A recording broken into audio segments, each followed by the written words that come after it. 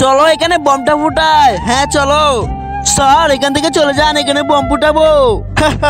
এগুলো বাচ্চাদের বম ফুটাও, এখানে ভয় পাই না আমি। আচ্ছা ঠিক আছে স্যার। বলেছিলাম না আমি ভয় পাই না। স্যার এখন তো চলে যান, এখন তো অনেক বড় বম আনছি। আরে এগুলাও তো ছোটদের বম, ফুটাও, আমার কোনো প্রবলেম হবে না।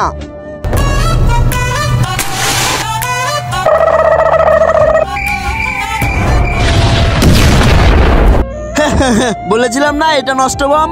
আরে স্যারকে তো কোনোভাবেই ভয় দেখাতে পারছি না, মনে হচ্ছে এখন একটু অনেক বড় বম আনতে হবে। চল তাহলে।